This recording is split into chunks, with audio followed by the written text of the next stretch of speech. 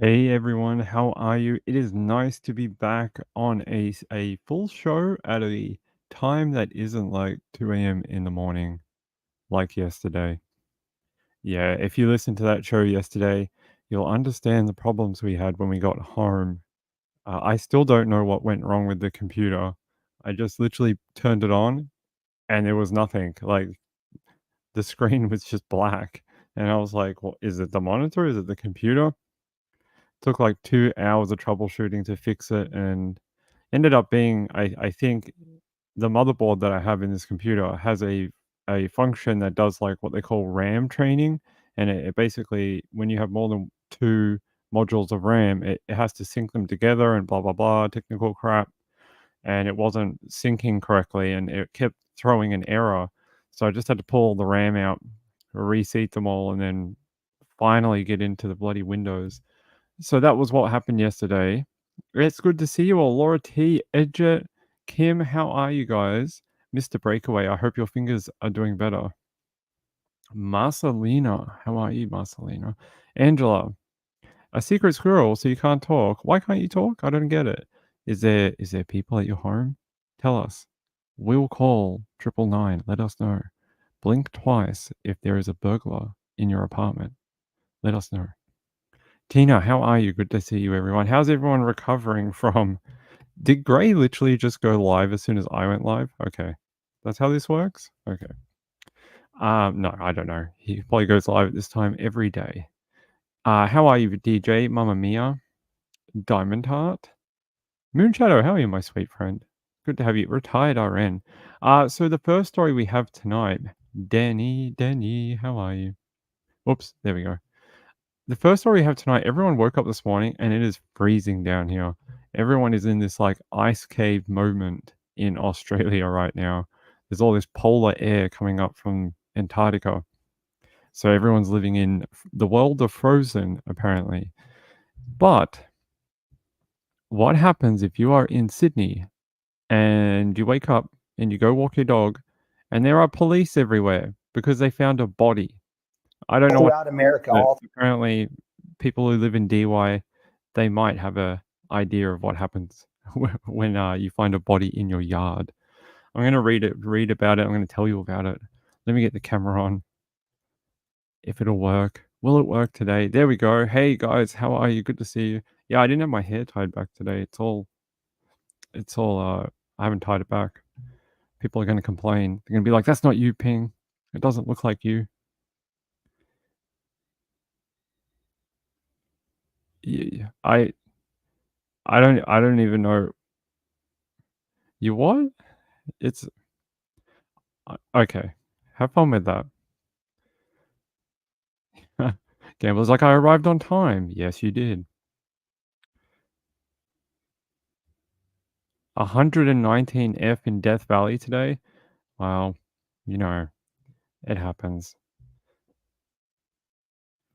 What's wrong with Laura G? Is there something wrong? Hey, my sweet friend, what's wrong? PM me. Send me a message on Twitter. You got my messages on Twitter. Send me a message. What's wrong? Can I help you somehow? Let me know. All right, let's talk about the body in DY. DY is in Sydney, Australia. It is a pretty, yeah, it's a nice-ish area.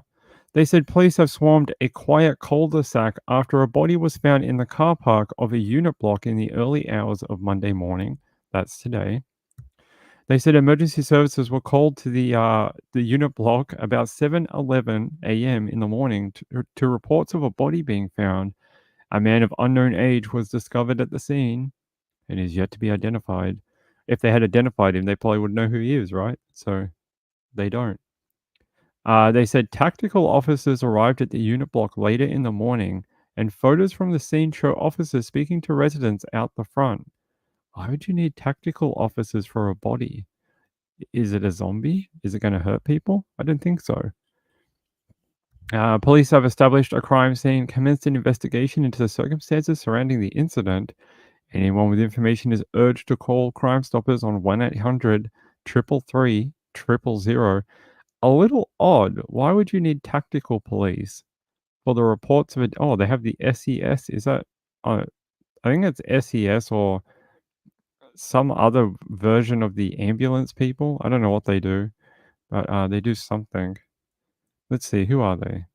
Let's look in the photo. What unit? Special Operations of New South Wales Ambulance Service.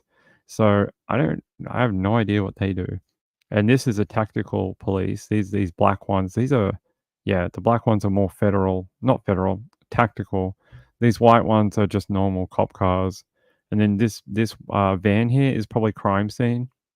Normally you see these big vans and they have like crime scene written along the side of them. Everything else just looks like typical stuff you would get if a body was found. But I think the question is, how did the body get there? And why was it just sitting there at 7 a.m. in the morning? And what happened during the night? Because someone must have heard something, right? People just don't die and get dumped out the front of a unit block for no reason. So apparently they're saying here tactical police got called, but why would you need tactical police for a dead person? I don't really get it. Tactical police are normally used for like a situation where you would have some engagement with a offender or a high risk operation of some sort, something like that, where you need a more specially trained unit for something. I don't know why they would get called to this potential situation. It's a little odd. Unless they just didn't have any other cops, then they're like, "Hey, you guys are the only ones on duty at 7 a.m. on a Monday. We sorta need more bodies. Come out here and help us." Other than that, I don't know. Alright, let's see. What? So I'm reading here from a local paper, the Manly Daily. So it's one of the local papers. Okay, well, this is interesting. Detectives this morning are canvassing a DY neighborhood after a dead body was located early this morning in an apartment complex parking lot. Two public order and riot squad vehicles and more than 10 police units, as well as 3 ambulance units, remain on scene at 10:20 a.m. this morning. It got worse. It got worse. Why the hell would you need the riot squad? What are you going to have, like an army of dead people attack people? I don't think so. And it says here, police confirmed in a statement they were notified about a dead body at 7:11 a.m. this morning. Officers attached to the Northern Beaches Police Area Command attended and found a man age unknown, deceased. Well, yeah, that's what happens when you find a body. Police have established a crime scene and commenced investigations into the circumstances surrounding the incident. It's very, very descriptive. Thank you for that. Manly Observer remains on scene and will update as necessary. Well, Mr. Manly Observer, you definitely should update as necessary so we can keep on top of it. So it got worse. Why would you need a riot squad? That's bizarre. That is very odd. Let's watch the little video.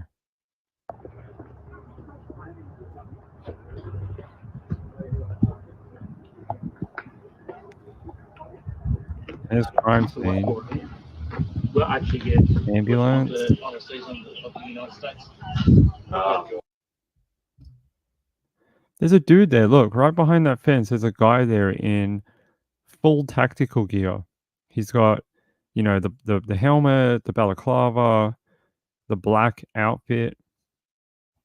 I don't know what they think happened here. Do they think it was some sort of gang, like gang related? Maybe it was something like that. Maybe they think it was some sort of like warring factions of something. Maybe, maybe. Annika says, "Rip Shannon Doherty." Yeah, I saw that this morning. How very sad. She lost her battle with cancer, and she had been pictured just a few days beforehand having a meal with family, and I think that is very comforting to know that even in her final couple of days, she was still able to, go out with friends and family and enjoy one last dinner with them. I I remember when she first got sick, they said it was quite serious. She had, I think it was breast cancer. Then they said a few years later, no, she got diagnosed with breast cancer, but it had something to do with her lymph nodes. Then they said she was in remission. Then a few years later, it was like 3 or 4 years later, they said it had returned. She was no longer in remission and she was back into the, treatment. And then they said it had spread to her bones and her brain. And they basically said, "Hey, we're gonna give you a few years." They said, "If you get a few years, it'll be lucky." And I think she got 4 years more. So, the fact she was alive, she was diagnosed in 2015 and it's 2024. So she lived another 9 years. I think if you could buy 9 more years with your family and friends, as much as we'd all like love to live forever or live to 80 or live to whatever, you can't put a price on 9 more years with friends and family, right? So, as sad as it is, as young as she died, 53, I think, uh, she's still got an extra 9 years with people, but still incredibly sad. Too young, far too young at her age, and, yeah, I know there'll be a lot of people out there who loved her early work, especially on is it I didn't watch any of it, I don't know a lot of her work, but was it 90210? Is that the one she was on with, Luke Perry, and is that right? I never watched them. I have no idea, but, I did follow her journey when she was when she got ill. Very, very sad. 3s, they say? I mean, she fought it till the end. I mean, she just went out for lunch. I have photos of it. I can show you if you want. I can show you. I had an article before.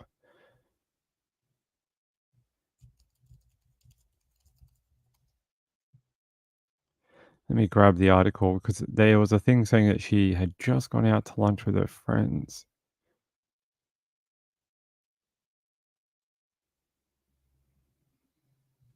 Here.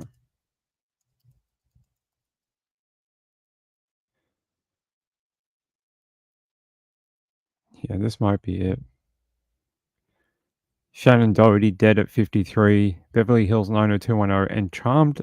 Charmed is the one I know her from. I never watched 90210, but I remember when she was on Charmed. Well, that was that show about the sisters that did magic or whatever. They said, yeah, she was 53 years, died of breast cancer. Where's the photos of she was there's some photos of her receiving treatment.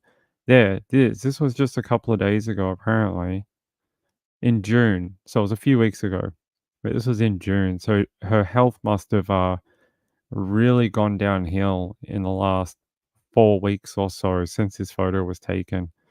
Very sad. I think anyone who dies at 53 with the advancement of medicine that we have and all early detection or whatever, very, very sad, very sad.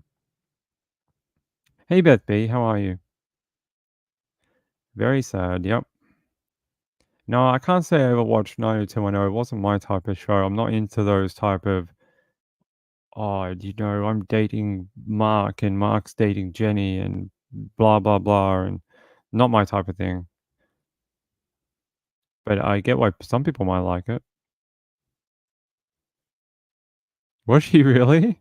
She was on, Little House on the Prairie when she was a child. That is a show that I remember being on TV when I was a kid all the time. It was on, like, weekends, uh, late afternoon weekends in Australia on public TV. They would always show Little House on the Prairie on a Sunday afternoon, and I watched far too many episodes about Laura and her sisters or whatever. She had that little sister. Far too many to even know who they are, but yeah, interesting show. Thanks, Danny. I appreciate that. What's wrong with Laura? Hold on. Is your phone busted? Hold on.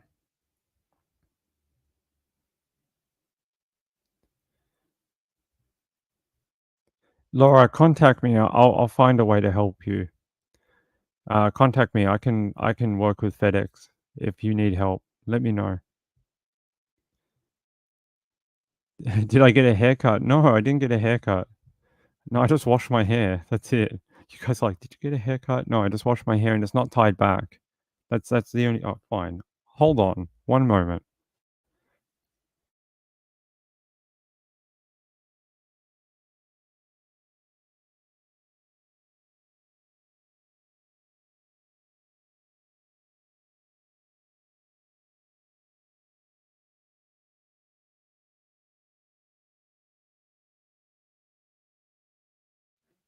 There you go. It's back to normal.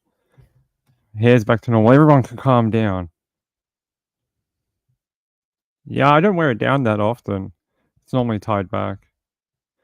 I wore it up at the wedding. Laura and Almanzo. Okay. I only know Laura. What? Richard Simmons? No way. What's going on in the world this weekend? All right, let's have a look.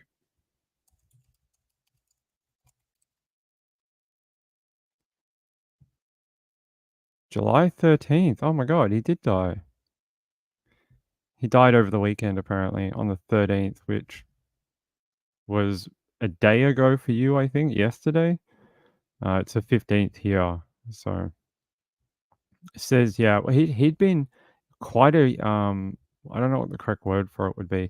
He'd been living a solitary type life for quite many of years, to the point where there was actually a bit of a push a few years ago to find out like what happened to him, because no one had seen him in a number of years, and he was sort of living a very recluse type of lifestyle and just really didn't want the attention, didn't want the public interfering in his life. There was a podcast about it, I think, as well. Yeah, Shelley Duvall passed a few days ago. I think before I went away, we saw that. Oh yeah, Dr. Ruth. I saw that on NBC this morning. I never knew about that. If you are an American, did you know about her and her telephone show and that about sexual health? Was that something you guys grew up with? We had a lady who did that in Australia, but she was called Dr. Feelgood, and she was on Today FM in Sydney when I lived there. She was on Today FM. But is that something you guys grew up with her? Oh, okay. It was like a known thing and people were into it? Okay. Well, we had Dr. Feelgood, not the same type of thing. I don't think she was that old either. Let me see.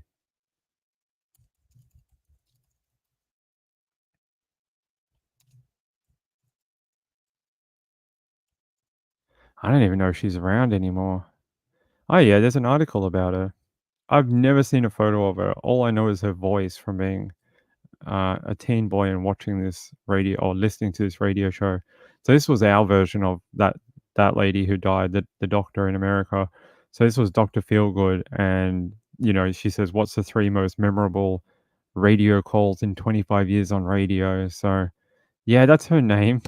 Oh my god, she had this real like innuendo-y name too, but it's her real name. Her name is Dr. Sally Cockburn. That is not a joke. A sexual health doctor with the last name Cockburn. You can't make that stuff up. You really can't. I had never seen The American Doctor until I saw a little in memorial thing on NBC this morning. Never seen it.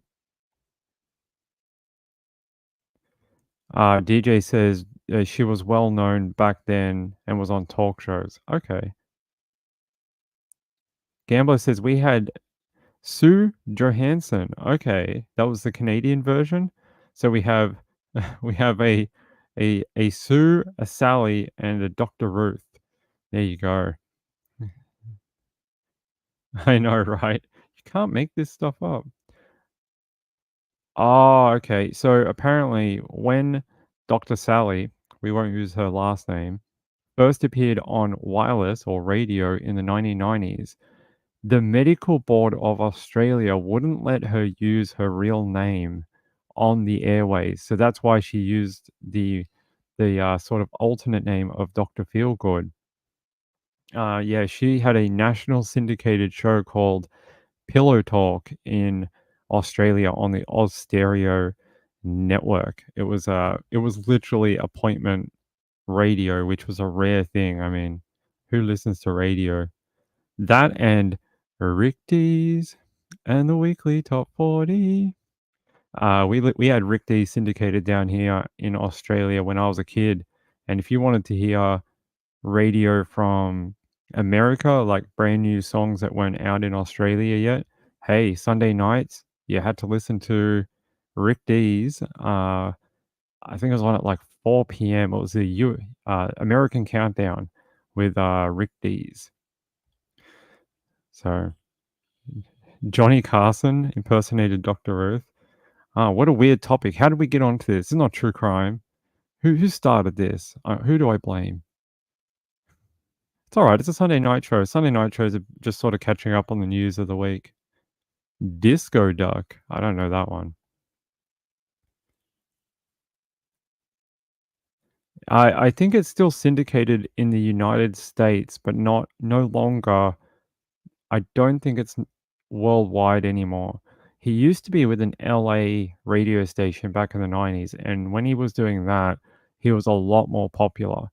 But I think now he's at some tiny radio affiliate somewhere, and I don't think it's as big as it used to be. I actually sent him a letter about a few years ago, just thanking him for my childhood, and he wrote back and said that he was amazed that people in Australia even listen to his show. He was like, "Oh, why would they want to listen to an American? Well, we have the reverse problem here. Why would Americans want to listen to an Australian?" So I know how he feels. Casey Kasem? I have no idea who that is. You guys have some interesting names.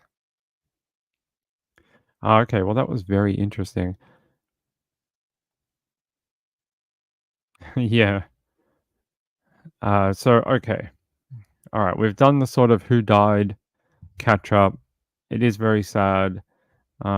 Especially the Doherty news. I think most of us had hoped that there was going to be some miracle that she may have beaten it and then lived out her life, but I think when it finally got into her brain and then her bones, I think the end was near.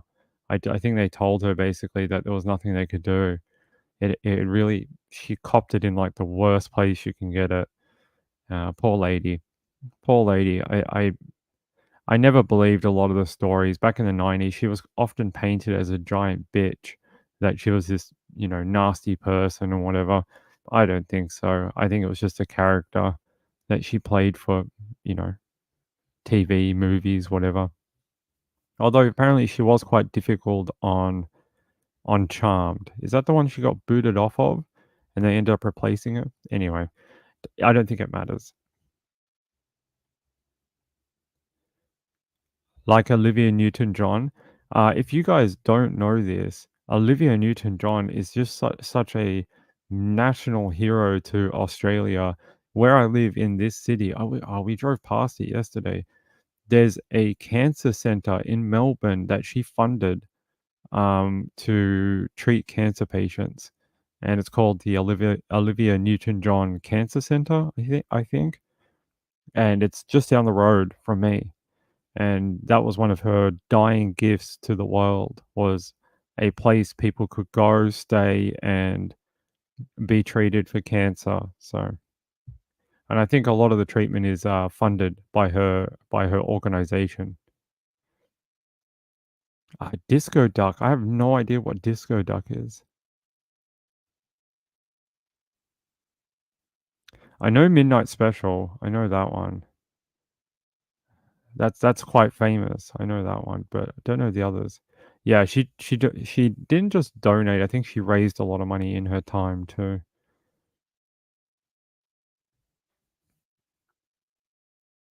That's funny. Gambler says Sue's show on Q107 FM was called The Sunday Sex Show. Every time you say Sunday Nights with Ping, I think you're going to say Sue. When she had her TV show, it was called Sex with Sue. Oh, let's look up the Canadian lady because I've never seen a photo of her. Let's have a look. What's her name? Dr. Sue. Okay.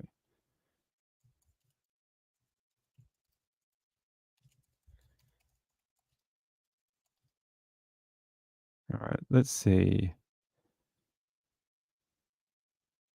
So she died last year. June 30 last year, she passed away. She's actually very similar age to Dr. Ruth. Actually, they look sort of a little bit I mean, you might be like, "Ping, she's just an old lady." That's pretty bad to say that she looks like the other one.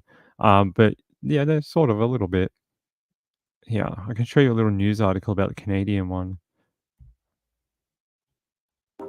How do you feel you would perform in bed with two females? Well, I personally think I'm pretty good. Sue Johansson, grandmother, nurse, sex educator. One size fits all. Relax, guys. You're covered. Since 1982, she answered Canada's questions about sex. Any question you could imagine. I want to know how it'd have to be to have an abortion. Johansson began on radio in Toronto. She said there was a simple reason why her callers told her things that they'd never tell anyone else. Because they're desperate. They can't find anybody else that they can really open up to, who will trust, who will not put them down. Johansson was trained as a nurse in Winnipeg by nuns who wouldn't talk about sex. She soon learned that Canadian teens didn't know very much about it or contraception. She started the very first high school birth control clinic in the country. I figure I've got about 15 seconds to establish credibility, to prove to you that I know what I'm talking about. I've got a question.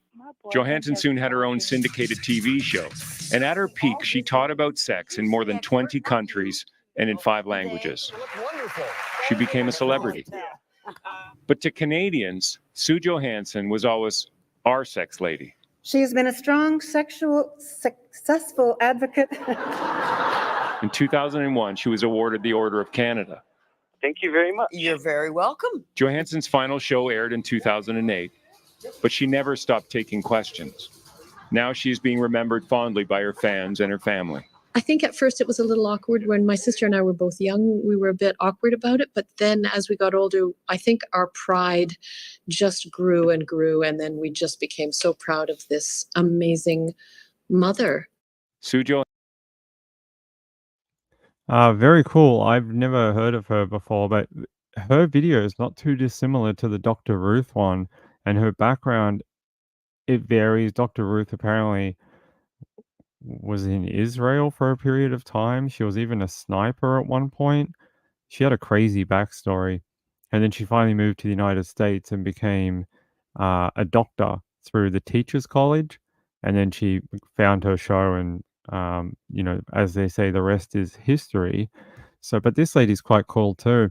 I wish I had something to show you about Dr. Sally from Australia, but I don't think she's still alive. So when she dies, we'll show you a memorial video. That's awful, Ping. Why would you say such a joke? No. But yeah, it's interesting to know. I didn't know that there was one in sort of every country, but hey, it sold. You see the success of one of them, of course, people are going to try and copy that success in a different region, in a different country, and try adapt it for the local audience. So I'm not surprised that there's one in every country. I just never knew about it. It is very interesting.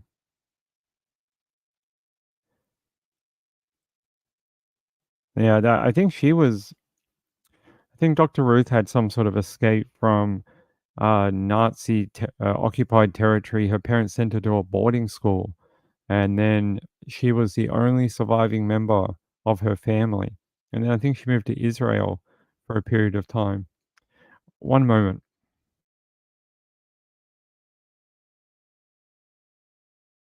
All right, shall we get to some actual true crime instead of people who died naturally? All right, let's do that. I'm going to load a video.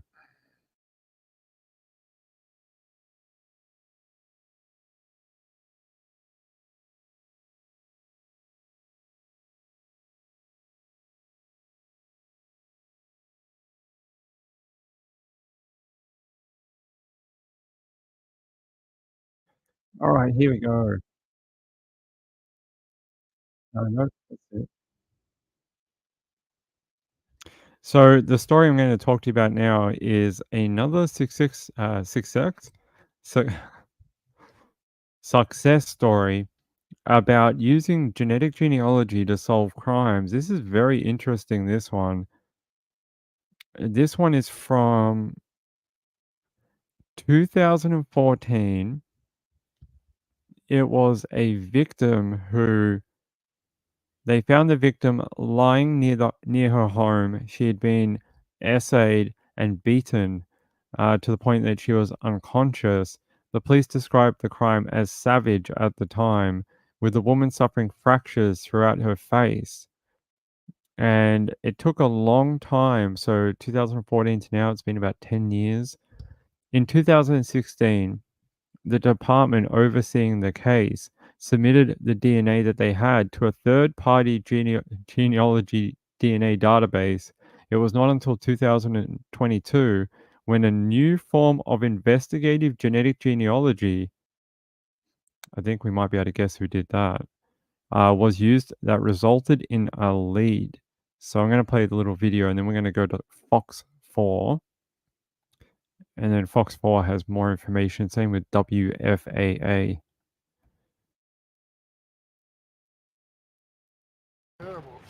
September 2nd, 2014. Nothing like that had ever happened around here. Most of us can't place where we were that long ago. There was police everywhere. On the street where he's lived since 1967, something treacherous unfolded. Everybody was out in the street talking and thinking they couldn't believe what happened. A neighbor finding a disabled woman lying on the side of their house. He drug her in between some houses down there. Savagely beaten unconscious by someone, police say. Investigators later determined she was also raped. But who could have done something so heinous? For almost a decade, that question never answered. 10 years feels like nothing. It's really flown by. But back then, not like it is today. No doorbell cameras, no security cameras on every home. So finding a lead was really tough. Yeah, nobody knew. Nobody knew. Nobody's seen him. The lead investigator has always been tenacious in trying to get justice for the victim. One thing on the side of police, a male DNA profile pulled from a sexual assault kit. No hits in criminal databases, but in 2022, investigators got some luck working with the FBI. We began submitting it to some of the, consumer sites like 23andMe, Ancestry.com. That's right, genealogy websites, the ones people submit DNA samples to so they can trace their roots. It led investigators to Jorge Post of Dallas, and sources say they matched DNA from a discarded item just to be sure. Police say he was just 17 at the time of the offense, now charged with aggravated sexual assault of a disabled person. I'm so thrilled that they caught him. Closure means everything. In Mesquite, I'm Matt Howton.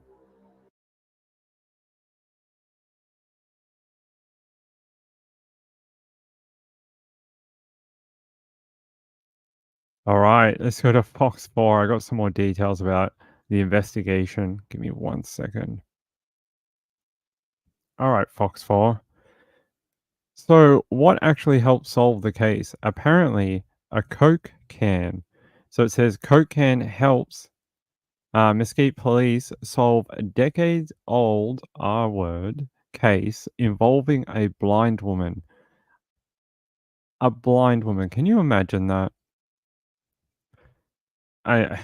You have to be the lowest of the low to hurt someone who literally cannot see you. It's really a depraved crime. They say here it took nearly 10 years, but the police say they have finally solved a horrific case of SA. Jorge Post 27 is charged with the September 2014 crime.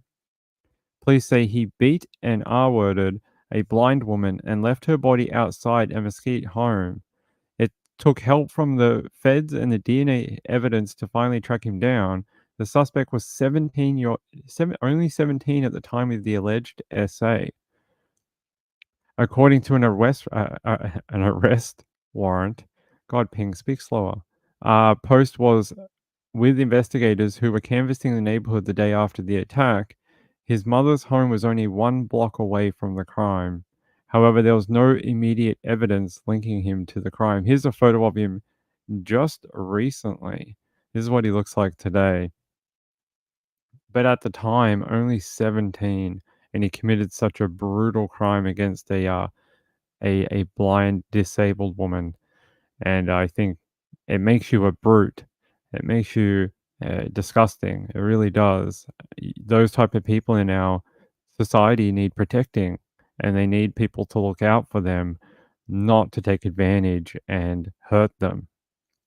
So this guy deserves everything that's coming his way. Should it be proven in a court of law? But hey, you got DNA that's found from the the kit that was done on her, then hey, don't think she was hitting you up for a booty call.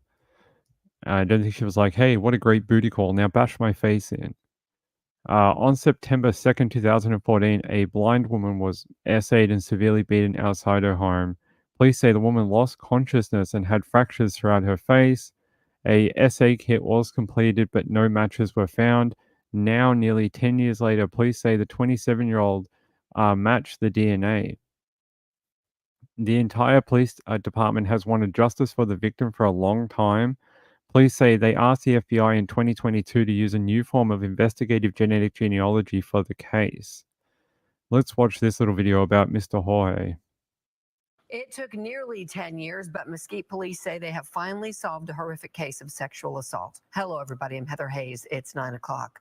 Jorge Post charged with that September 2014 crime. Police say he beat and raped a blind woman and left her body outside of a Mesquite home. It took help from the feds and DNA evidence to track him down. Fox 4's David Santendry live at the Dallas County Jail with the story. David. Well, Jorge Post was just 17 years old at the time of the sexual assault. And according to an arrest affidavit, he actually spoke with investigators who were canvassing the neighborhood the day after that assault. He lived a block away with his mother, but at the time, there was no evidence linking him as the suspect. This lady was completely minding her own business. In 2014, a blind woman was sexually assaulted and severely beaten outside a home off Moon Drive in Mesquite. According to an arrest affidavit, the woman lost consciousness and had fractures throughout her face. A sexual assault kit was completed, but no DNA matches were found. Now, 10 years is a long time. Nearly 10 years later, police say 27-year-old Jorge Antonio Post matches the DNA. This entire department has wanted justice for the victim for a long time. Mesquite PD says in 2022, it asked the FBI to use a new form of investigative genetic genealogy for the case. This year, it identified Post as a possible suspect, but they still needed more evidence. In April, the FBI began surveillance of Post, and they were watching him get lunch here at this taqueria. They say they observed him drinking from a Coke can, and then he threw that Coke can into a trash can and left. Then the FBI picked up that Coke can, later took it in, swabbed it for DNA evidence, and they say the DNA on that Coke can matches the DNA from the sexual assault kit in 2014. At the time of the assault, Post lived 1 block away from the crime scene, according to an affidavit. His relatives, who still live at the home, declined to talk on camera, but say he moved to Dallas a while back. I never thought nothing like that. Knowing that police say there's DNA evidence that he did this, what's your reaction? It's crazy. It's crazy. Sierra Young is Post's former coworker. She says he was recently fired for aggressive behavior with a manager. They got into it, whatever, he got fired, and went loco, went nuts, and I ain't seen him since. Post had a $5 million bond while in Mesquite jail. He has since today been transferred over to Dallas County, being processed right now as we speak. When I spoke with Mesquite Police Department earlier today, they said none of this could have been possible without that help of the FBI.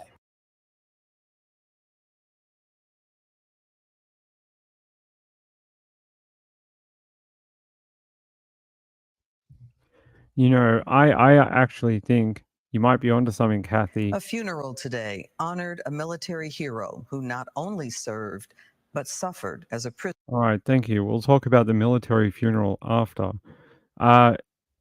You might be right.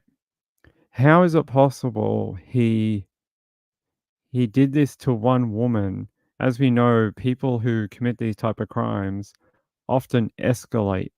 They don't tend to be crimes of opportunity as such, And I don't think removing a blind woman from her home, dragging her out the front of her home, R-wording her, and then beating the crap out of her, I don't think that is an opportunistic crime. It's more like some sort of pre-planned or has some sort of premeditation to it. And I would wonder what other women, especially vulnerable women, because he can't seem to get a normal girl on his own, what other vulnerable women in the local neighborhood or further may have been subject to his, you know, sexual rampages is the word I'm going to use, because I don't believe in 10 years he has no other victim. They don't just stop, especially people who commit violent sexual crimes. They don't do it once. It's a progressive pattern that builds, and maybe she was his worst crime, but where are the other victims? There's got to be other victims. Where's the women that he inappropriately touched? Where's the victims that he stalked? Where's the victims that he was at a party with and he went a little too far? Like, where are they?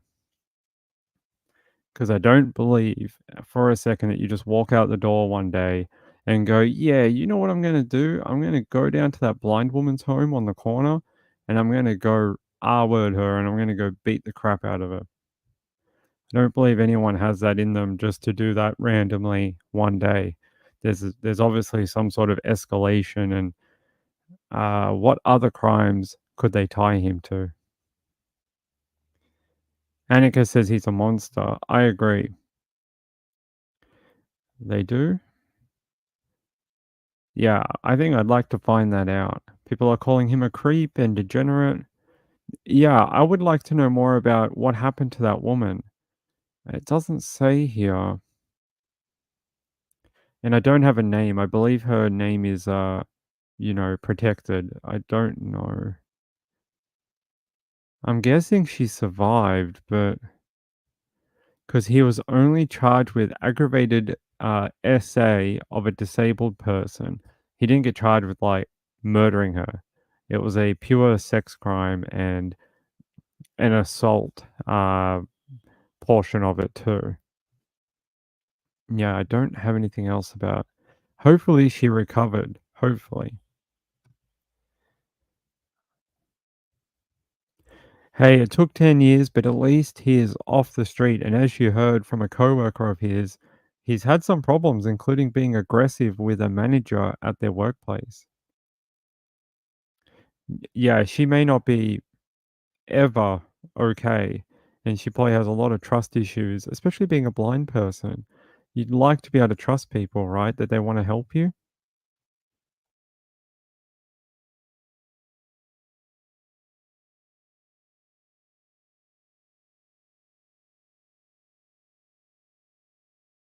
All right, let's do a different story. I wish I had more, but I don't have very much about who the victim is. But hey, we got to learn about it. I like doing that. Yeah, Coke can. I like how he got done in by a Coke can that he discarded, and then they were able to test it and match it to the kit they did on the woman. This is why it is really important. I know it's very embarrassing. It's very I don't know any woman that would just be like, take me to a hospital and let them stick a Q-tip in my, you know, private area. I don't think any woman is wanting to do that, even on any day of the week, yet alone after she's just been severely essayed and beaten. But it is very important it is done very quickly after the crime, because while justice may not come tomorrow, it may eventuate, like in this particular case. The technology caught up, they were able to figure it out, and now we got to take a monster off the street. So I've heard a lot of different cases where girls are like, "No, I don't want to. They're not going to do anything. They're not going to arrest him. Maybe not tomorrow, but eventually when they can tie it to your crime, they will." And this shows that they don't stop. They keep working, and eventually they get the monster out of the neighborhood. So hopefully he'll never have to go back there ever again. That would be great. And then she will feel probably a lot safer if she knows he can never make it back to her neighborhood. She might have moved as well. It has been a decade. She may not even live in that area anymore. But a horrible crime. Glad there's a a person who really does not belong in society off the street. If you can attack a blind woman, what else could you do? What else could you do? Actually, I have something interesting to add to this. They said at the time he was 17, right? In the book, I was reading about FBI profiling. They said oftentimes attacks on older women, disabled women, or just not like young ladies or like, good looking girls or whatever. Oftentimes when it's attacks on a vulnerable person or someone who can't fight back as easily, they are often committed by young people because they don't have the experience and the courage to attack like a 25-year-old girl or an 18-year-old girl, someone who could fight them off possibly. So often these attacks on people who are vulnerable are committed by teenagers doing sometimes their first or second attack on a girl. Very interesting. That was in that book.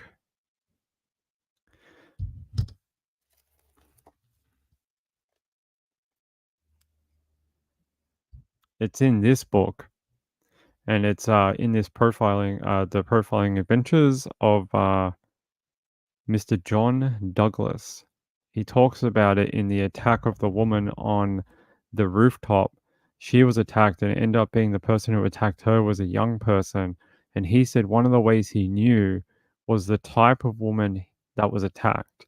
He said often, yeah, it's done by a young person because they just don't have the courage. And the woman that was attacked in this one, I can't remember what it was. It was a couple of months ago that I read it, but he actually stayed in the home where the attack took place for a long period of time, 9 hours, I think. And it's because he knew, one, she was incapacitated. Two, no one would come looking for her at that time of night, so he had time. And three, he knew he could overpower her should she try and do anything. And it was because she was an older woman. And then he knew it was a younger guy. Now, very interesting. I don't know if that holds up fully today. This book was written in 1995, I think, and it's been republished a bunch of times. So yeah, there you go. Yeah, if you haven't read it, give it a read. It has some very interesting tidbits about how they profile the crimes, and it'll give you a different understanding of how they actually do it. I actually thought it was more based on trying to find the perpetrator, but it's more about looking at the victim and then figuring out what clues can you take from the victim and then apply to a perpetrator. Like if it's it's late at night, or it's this type of woman, she's doing this type of activity. Is she in a home? Is she out? They all have different indicators for different things. Often attacks outside, they're actually done by older men. Attacks on women that are done at parks and things like that, they're actually normally done by more experienced attackers. Not always, but sometimes.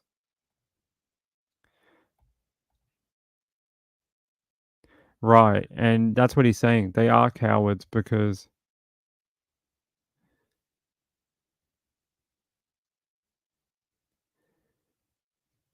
yeah, that's what he's saying. They are cowards because they don't have the experience to. I don't know. Has he been sentenced? Let's have a look. I don't see a sentencing for him. I see.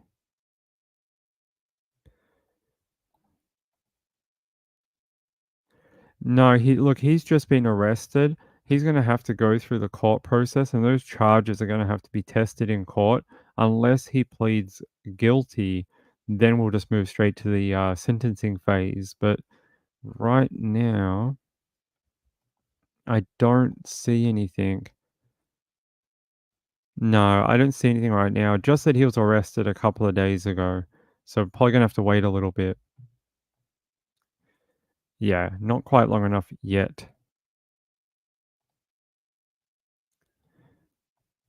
Yeah, I think for this type of attack, I'm not trying to be disrespectful, but I would suggest it could be Texas laws are a little funny. Sometimes people will cop like an 80-year sentence for this type of crime. Sometimes they only get like 2.5 years in jail. So I would be hesitant to give you a guess on what type of sentence this might be because their sentencing tends to jump around quite a bit, and I'm not that well versed in it. Okay.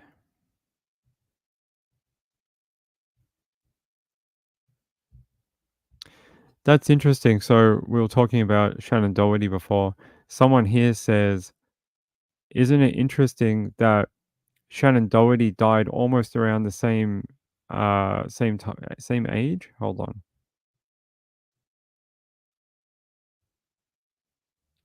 Well, like, Luke Perry.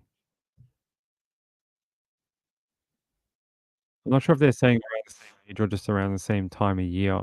I think Luke died earlier in the year. I think he died around, what was it? Yeah, March 2019. He died at age just 52. Okay, that's what they're saying, around the same age. And they were lovers in that 90210. Well, he died at 52 from a stroke. She died at 53 from a long battle with cancer. Right, interesting, isn't it? Was there something on the set of 90210? Poison water or something? Okay, let's see what else we have. I'm gonna just check for an update out of DY and see if they've done anything recently.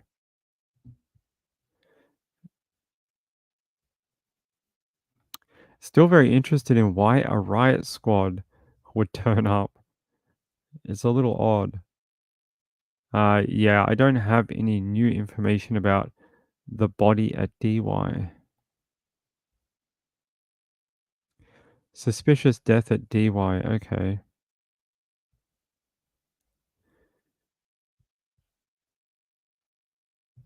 Yeah. So there's one of those tactical cops that I was telling you about. You can see they dress very differently from the dudes who wear these kind of guys that wear the black hat with the jacket. That's your normal. This guy looks like maybe a senior type of cop because of the type of badges and stuff. But this is what you normally get in a cop. This guy is the ones that beat in your door at 5 a.m. in the morning. Well, these are the ones who stop riots or uh, hostage negotiations and that type of thing. These are sort of like the SEAL Team 6 of the police. They sort of do all the hard work. It says here, New South Wales Police issued a statement confirming the arrest of a man in connection with the body found this morning. A man has been arrested after a body was found on the northern beaches about 7:11 a.m. today. You know why that's difficult? Because it sounds like the store 7-Eleven. Emergency services were called to DY following reports of a body in a car park.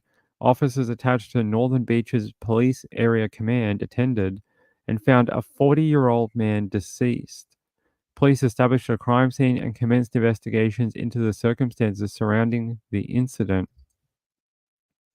About 12:30 p.m. today, which is when the show went live at this particular live show, they believed to be at about a man believed to be 37 years old was arrested at a unit in the same place where the body was found in DY. He has been taken to Manly Police Station and is assisting police with inquiries. Ah, there you go. The incident has attracted the attention of the national media, with all major news networks, including 9, 7, 10, and the ABC, sending camera crews to the scene. Of course they do. They work in live news. Why would they not want to document that? But yeah, a man has been arrested, 37 years old, lived in the same location where the body of the 40-year-old man was located this morning. Seems like they may have found their guy. I like how there's a cop here, and I know what this is because I have one of these in my property where I live. This is where they keep all the trash bins. So all the unit uh, communal trash bins are kept in this little thing, and there's a cop here just sort of outside of it. Maybe this is where they found the body. Don't know. There is crime scene tape here too, saying you can't go in there. Either there or maybe just outside of it. Maybe he was trying to put him inside of a bin. There you go. Some ambulance people putting up the tape. God, the what is this? Public order and riot squad. Maybe they thought the guy was armed. Maybe they thought he was going to do like a siege. Maybe they thought he was going to barricade himself in his apartment and not come out, and he had firearms or something. I don't know. It's a bit odd. There's one here and there's one further down, and they're both from the same squad. Very strange. I don't know why they would get called out for a random murder. Very, very odd. Where is DY? DY is on the in Sydney. Here, I'll show you.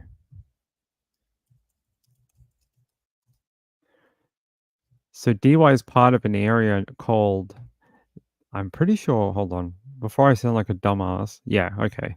So when I lived in Sydney, I would have called these the Northern Beaches.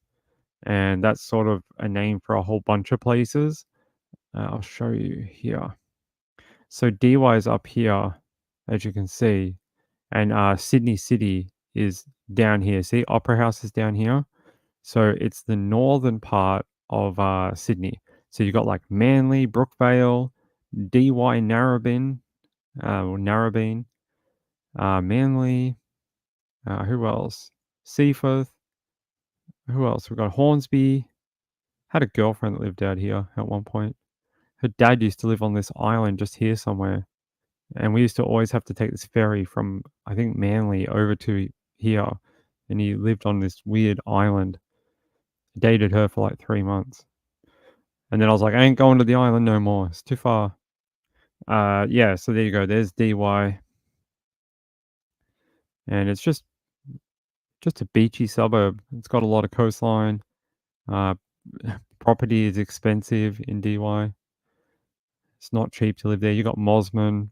My auntie lived in Mosman for 20 years when I was growing up in Sydney. What else we got? Manly. Manly's pretty popular. You guys would all know Manly from, Bondi Beach and the show on Lifeguards or whatever. They always go to different beaches around there. Who else have we got? Narrabeen, Mona Vale, Newport. Newport's isn't that Newcastle? All right, now I'm getting lost. I haven't been back to Sydney in 20 years, so there you go. You guys can get a bit of a look of where DY is. Which is up? Just straight up. Straight up is north.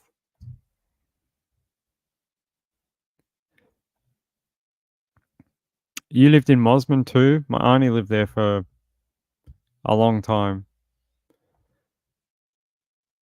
Oh, you are welcome. Oh, I thought maybe Newport was part of like the surrounding area, but I don't think it's far enough north. Oh, it's like Woy Woy, Gosford. No, we're not in Newcastle yet. We have to go further north.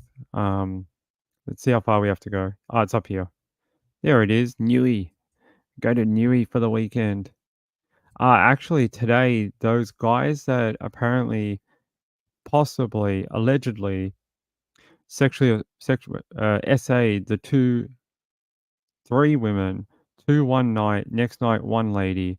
They are currently on trial decision period, the jury watch.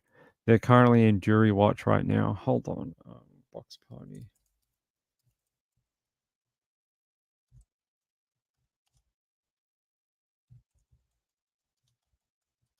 Verdict watch is what I'm trying to say. Oh, actually, okay, it came in.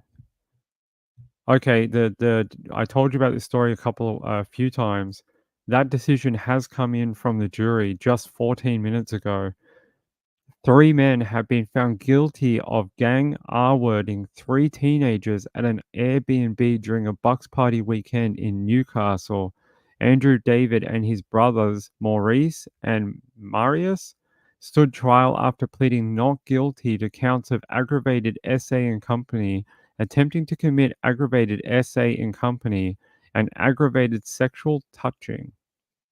The trio allegedly gang R-worded 3 teenagers at an Airbnb in Newcastle that they had rented in February 2022 to celebrate a Bucks party for groom-to-be Maurice. Prosecutors claim the men sexually assaulted, whatever, Ping, just say the word, 2 18-year-old women on Friday night before attacking a 19-year-old woman the following night. Here's a photo of Mr. Maurice, now found guilty of that act with those women. This is that story I told you where the 2 girls got dragged into the one bedroom with one bed. They got pushed on the bed, and when one of the girls called out, like, "Where is David?" or whatever, all the men in the room that were essaying them were saying things like, "I'm David, I'm David, I'm David," trying to confuse her, even though she knew there was more than one man in the room touching her. Maurice and Mr. David maintained that all sexual activity was consensual, while Marius claimed that he did not participate in any sexual incidents during the Bucks weekend. All 3 men faced a weeks-long trial in the New South Wales District Court over the allegations that they were involved in a joint criminal enterprise that sought to engage in group sex with or without consent. On Monday, the jury of 8 men and 4 women reached verdicts on the majority of charges. This is very interesting. You had here an unequal jury of actually 8 men, which is very interesting. I actually think this was done deliberately by the defense to try and get as many men on the jury as possible, hoping that the men would just be like, them sluts, they probably wanted it, and hoping that they'd be like, oh, boys will be boys. But the role of men in this country is changing, and a lot of men don't want to see this happening to young ladies, and they want to do their part to try and do their responsibility to, show this is wrong. Very, very interesting that you got 8 men and only 4 women.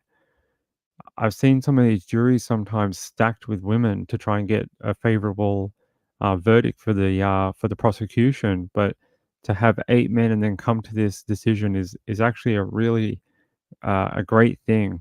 It should instill some hope to other sexual assault survivors that just because you get a jury of a lot of men doesn't mean they're going to find in favor of their brothers. They're not going to be like, oh, it was a boys thing, and oh, those girls, they definitely wanted it. I think that's a really good thing that should be made a bigger point by a lot of the media. It says here, the jury is still deliberating on a verdict of 1 charge of sexual touching against Maurice and a charge against all 3 men for aggravated SA, which relates to the allegations of this word here. I don't know if I can say it, but it means to not the normal way. I don't know that word. Where is it? We lost it now. This word. I'm not sure. I think that's one of those banned words we had the other night on the show. I don't think I can say that one, but you guys know what that means. One of the teens told the court Maurice had tried to sexually touch her while she was lying in bed after consensual sex with another Bucks party attendee on the Friday evening. She recalled telling the groom-to-be, "I don't want that." Okay. I think she's basically saying, I don't want you to touch me.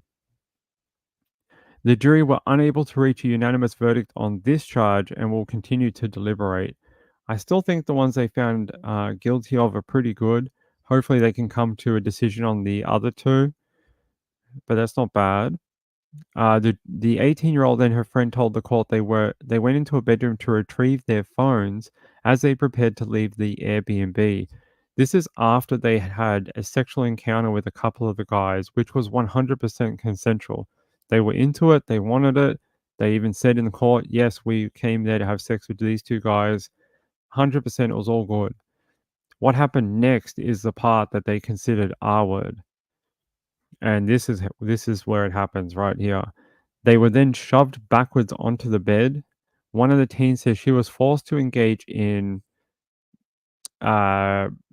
intercourse with a man she couldn't see, while another man knelt on her arms and thrust his pineapple into her mouth.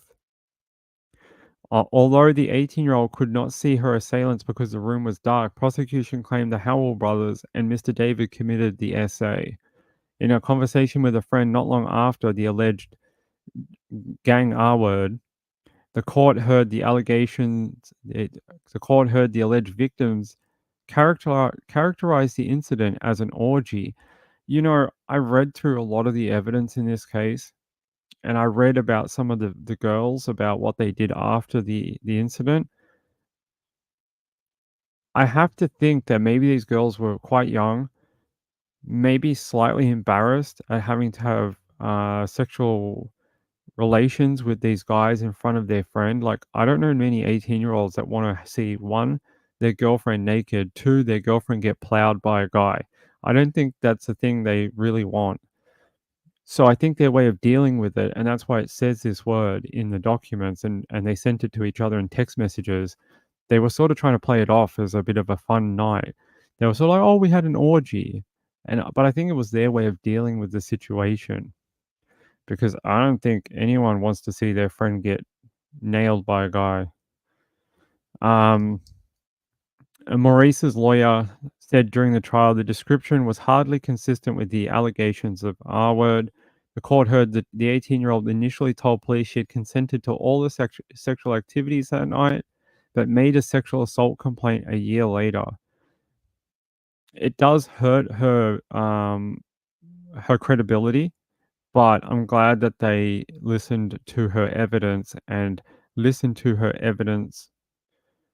rather than what she did with police earlier on. They're very young. They're very, very young, and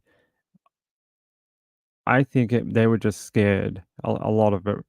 They already admitted that they wanted to have sex with those other guys. If they wanted to have sex with these other group of men, why wouldn't they just say, "Yeah, I loved it. It's what I wanted." So I think they were just scared, worried. I don't wanna go to court. I don't wanna have to go to a trial. I don't wanna have to give evidence against these guys. A lot of that plays into it. Mr. Pontello argued her backflip on her sworn statement destroys her credibility in regards to consent. No, it doesn't. No, it does not. You need to also put up a defense. Maurice and Mr. David claimed the 18-year-olds agreed to have group sex and gave no indication they were not consenting throughout the acts or afterwards. So that actually goes against some of the information that's well known now, that women that are in these type of situations can often they get a flight or freeze kind of response, and they can actually completely freeze. So while they're not verbally saying "get off me," "f off," whatever, they can just freeze up at the time. And judges in Australia are actually starting to take this more seriously now. It's been quoted in a couple of recent SA cases where they have actually quoted this little tidbit about women not having to verbally say no for it to be R-word, because this freezing thing is actually well documented now, and it's been studied quite frequently. Yeah, I don't know what that's about, but Yeah, it's an LGA. Hey, hey, JS the cat. Yeah, so the original part was a bachelor party. The four guys, five guys, they'd gone up to Newcastle to, I guess, just so their mate was getting married. They'd gone up there to have a good time, probably pick up some girls. That's what young people do. That's why this is a very interesting case because it's half half. There's half, consensual activity, and there's half where that line is. That was the center of this case. Yeah, it's where did the consent become withdrawn, and where does it become a crime? And that's what most of this case was about. I think that was due to police pressure, but I'm not sure. I would have to look into it. Blurred lines, blurred lines. Look, I've done a bunch of different cases on this. Some you can tell that through the evidence that the guy either didn't know or didn't do anything wrong, and you can tell this is a vindictive act. And you can sort of feel sorry for the men. I've read so much of this evidence, and while this one little bit here about her story backflip is concerning, her details of the night make a lot of sense, and they corroborate actually some other stuff that happened the next night with the other girl, but also with her friend. So how would they know that when they've never met? I mean, the two girls that came on Friday night, they were friends. They know each other, but they didn't know the girl from Saturday night. And the stuff that happened Saturday night matched the stuff that happened Friday night. So they don't know each other, and their stories ring very much the same as each other. Although in the girl on Saturday night, there was no consensual sex beforehand. She was literally just assaulted. She got taken upstairs and she was assaulted. I'm not sure this one is he said, she said, but I think this one there's enough proof here. Yeah, I agree. I think they went up there with some interesting intentions, and look, hey, the girls originally agreed. That's great, right? Hey, you pulled some chicks. Great. Awesome. That's it's what young people do. That's what everyone does. Great. They consented. You had a good time. Fantastic. It's the stuff that happened afterwards. If they just let them go and go home, they'd be having half a court case right now. So yeah, because they actually wanted to leave. That's why they went into that bedroom. So that the evidence says they went into that bedroom to collect their phones so they could go back to the hotel where they were picked up from to go back to their friends and get back there. Yeah, it is a hard thing to hear, but interesting verdict. The defense tried to attack her credibility due to the backflip on her complaint. I think there was, if I can find it, there was an explanation for why she did that. I think originally she just wanted it to go away, was her explanation. She just didn't want to deal with it, and I think she just said like, "This is too much. I don't care. I don't want to deal with the police. I don't want to deal with this type of crap." And I think then she spoke to family, and she detailed to her family what she went through, and they were like, "Hey, that's a crime. That's not cool. First bit, fair enough, you consented, but that other stuff, that's a crime. You need to take this seriously." And I think that's what led to her backflip, if I'm remembering correctly. I'd have to find the article.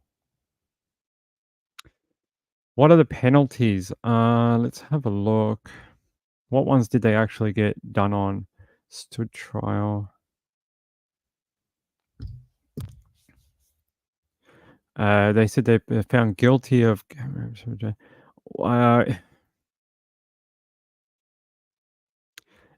It depends. There have been some people who have gone to jail for freaking long time for this type of crime. There was the the Scaff brothers back in the early 2000s that I think some of them are still in jail today, that they've been in jail for over 20 years. That one was slightly different, slightly.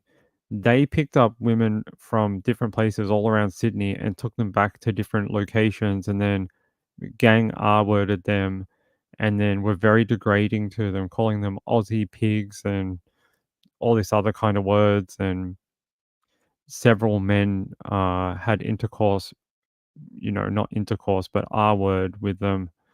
And they did some very, very horrible, degrading actions to these girls. And these girls were teenagers, like 15. That was slightly different. A bunch of them went to jail. I think they got over 70 years in jail for 170, something like that. It was a multiples of like 10 years. It was like 70 or 170 years throughout the whole list of people that were involved. This is 3 men. It's, what is it? 1, 2, 3, 4, like 5 or 6 charges each. And 2 of them they can't decide on. If they get those 2 as well, they'll get all of them. I don't know. It could be quite long because I think they use the G gang word as a aggravating factor, so they could actually get pretty. Okay, let me look up what the base point sentence for this is. What is the points for this? It's the S category. Okay. Pleading guilty.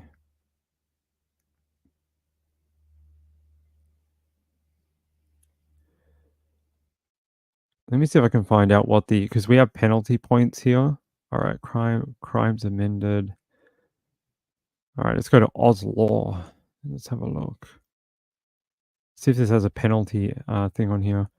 A person who has sexual intercourse with another person with or without the consent of the other person, and who knows that the other person does not consent to the sexual intercourse, and who is in the company of another person's or persons, and who, at the time of or immediately before or after the commission of the offense, intentionally or recklessly inflicts actual bodily harm on the complainant or the other person who is present or nearby, or at the time of or immediately before or after the commission of the offense threatens to inflict actual bodily harm on the complainant or other person, deprives the complainant of his or her liberty for a period of time before or after the commission of the offense, you are liable for life in prison. A person sentenced to imprisonment for life for an offense under this section is to serve the sentence for the term of the person's natural life. What?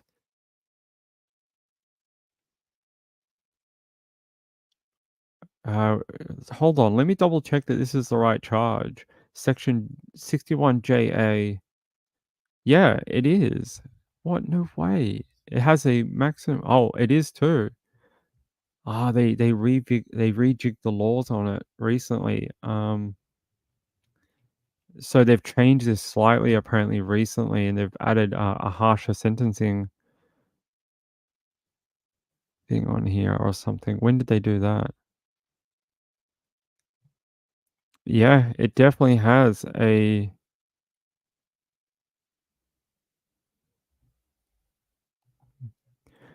liable to imprisonment for life. So I don't know what they're going to get, but they could be sentenced to life in prison. Whose birthday is it? Oh, Marjorie? Hey, Marjorie. Happy birthday, my friend. Have a great birthday, okay? Have a great day, a great week. I hope you get some lovely time with family and friends. And I'm sorry we're talking about SA and Gang R during your birthday. Have a great birthday, though, and celebrate hanging around with us for another year. We love having you. They are definitely rejigging some of the laws throughout, not so much for the if you just got done with R word, they are doing a little bit of different. It's more if you get an escalator, like you get an escalated offense or some sort of aggravated add-on. So this one is aggravated SA in company. There's other ones like with a weapon and drugs might be involved. You drug them or something. Those ones tend to get those harsher sentences. I'm glad you had a great weekend, Marjorie. Well, we'll see what they get. So in Australia, for a crime this serious, I have a feeling that they will probably have to do sort of similar what they're doing to Gregory Lynn. They'll have I mean, they might go straight to sentencing, but they may not. They may have another court date in the not too distant future where they basically come in and just sort of take arguments from the defense and the prosecution, and then they'll go to a sentencing phase, and then they'll get sentenced. So that's what's happening in the Gregory Lynn one. That's coming up later this week for Greg. That might happen with these two as well. So we'll have to wait for the sentencing phase. I don't have a date as of yet for when these guys are supposed to come back. But, good news, can't have people out there preying on the young girls out there and doing this to them. Let me see if there's a date when they're supposed to return or they're just waiting. Oh, okay.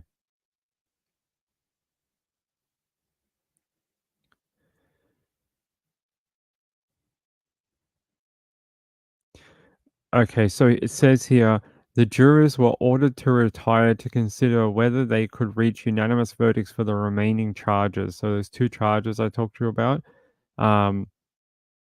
They're still waiting on a couple of different charges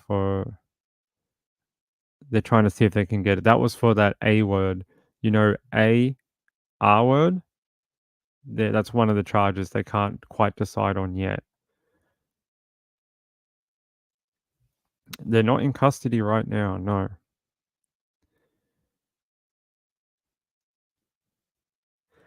I don't know. They're required to appear in court. I don't think they're in custody. Let me check, because I've seen them walk into court. Let me just double check that. They might have taken them into custody. Sometimes at these cases, they are either a couple of weeks before trial, they'll actually take them into custody and keep them in custody until the end of the trial. But sometimes they can get bail and then they're free for the trial. Let me double check that they're not in prison. So I'm not giving you like bad information. Let me double check.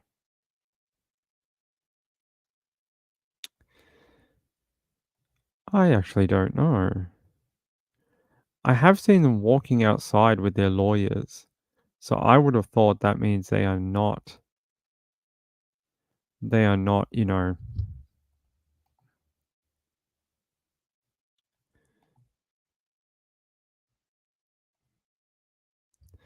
right, let me check one place.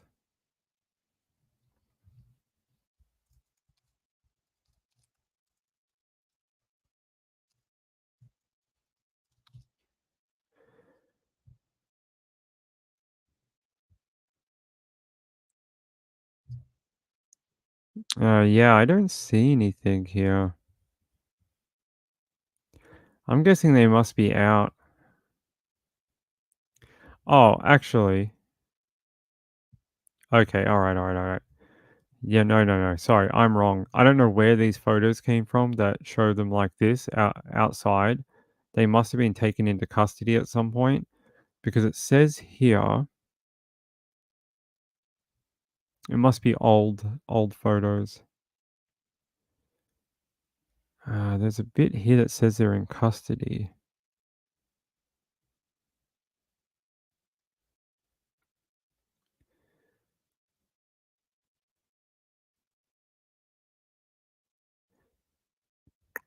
I don't know, but I saw a line when I googled this saying that they are going to be held in custody until sentencing. So I would.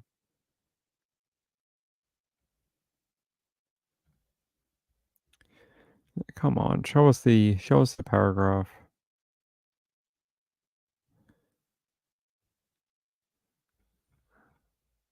Yeah, like so you see stuff like this, like him walking to court, and I was like, well, he has to be on bail. Let's see here. Okay. I can't find anything. It's weird. When I searched it, it came with up with this article saying that they were in custody until sentencing, but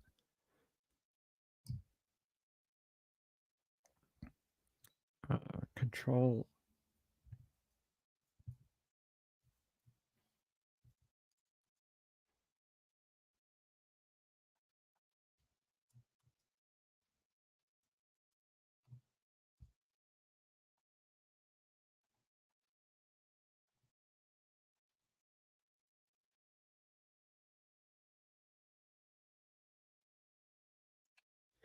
No. Okay, I'm just gonna leave it. Sorry. If I get that information, I'll give it to you. Jack DeBellin in the NRL. Yeah, he was cleared of that like last week. Yeah, sorry about that. I actually can't can't find anything that says where they are.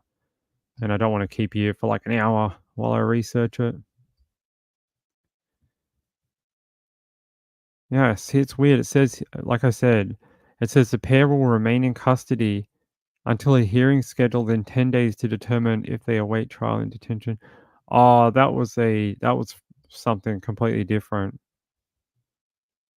Sorry, that was for some reason when it searched it, it came up with a different thing, a different case. So I don't know, but I will find out for you and I'll get back to you. Hey Sherry, how are you? Good to see you. Yeah, Jared Hayne got cleared of uh his conviction for SA, and had he lost his appeal, they were going to wipe him from history of the NRL. They were going to wipe him like he never existed. And now that he won that, and now the DPP says they're not going to go forward with a fourth trial, he's free to go. That'll never see the light of day of a courthouse ever again. They'll never try him for that. He's basically been cleared of that charge. They basically said that they tried a few times. Each one of them was a hung jury. The other ones were one on appeal. Done. So and now you got that guy, Jack. He got his one removed too.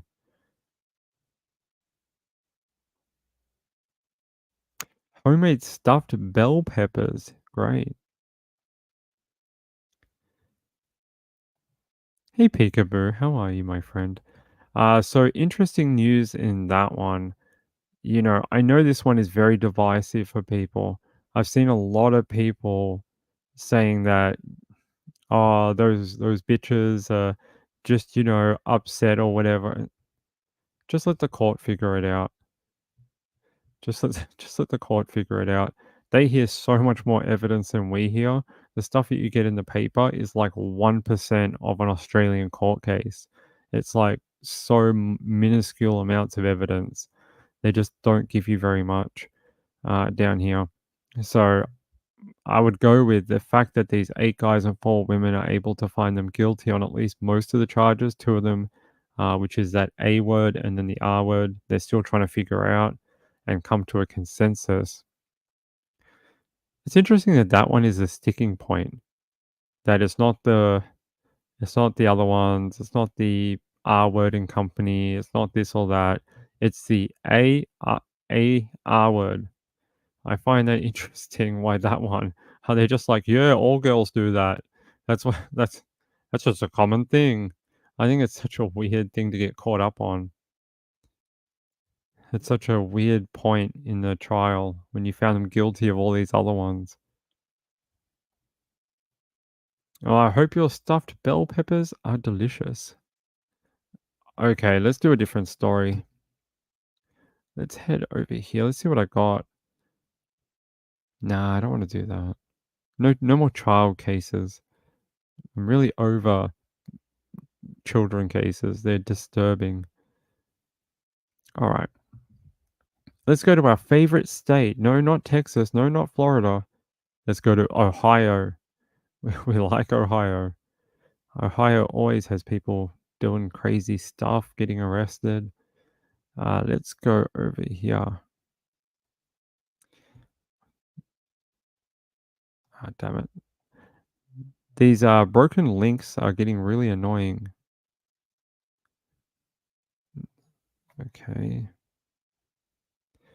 Shane Hooper. Shane Hooper pleaded guilty to 2 counts of really R word. We just got through an R word case. 2 counts of kidnapping and 2 counts of felonious assault and 1 count of strangulation. Geez, that was a bad follow-up. New tonight, a Marion County man will spend the next 50 years behind bars. Prosecutors say he kidnapped, raped, and tortured a woman for multiple days. 36-year-old Shane Hooper pleaded guilty to multiple felony charges.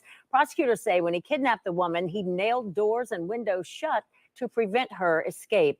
Hooper was caught when he was moving the victim to another location, and bystanders noticed her and called police. This week, a judge sentenced him to 50 to 55 years. The New York Mets won their 5th straight game and Buddy, no one cares about the New York Mets. Take your podcast and go away. That is horrific.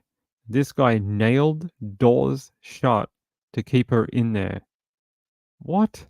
Nailed doors closed to keep his victim inside the property. What the hell? Go Yankees. Go Niners. Go Niners. Niners are going to win the Super Bowl this year. You watch. They will.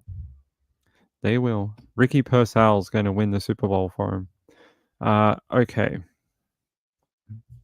It says here an Ohio man sentenced to 50 to 55 and a half years in prison after pleading guilty to multiple felonies stemming from his kidnapping of a woman and holding her prisoner for days while using a baseball bat and a metal chain to torture her.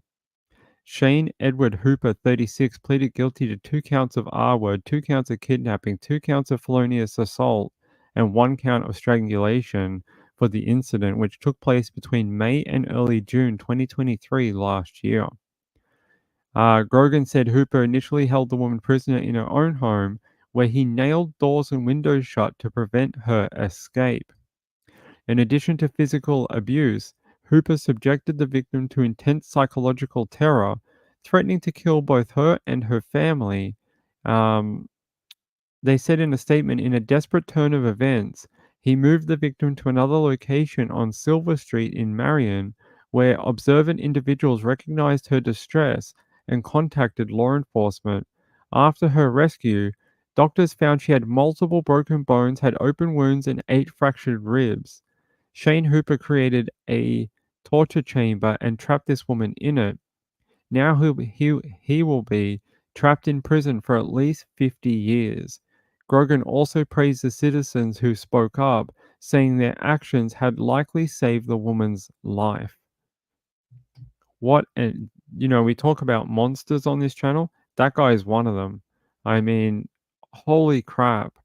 He nailed doors and windows shut, broke multiple of her ribs, cut her open, and it was only the fact that when he tried to move her to another location, citizens in the area saw that she was not okay and came to her rescue.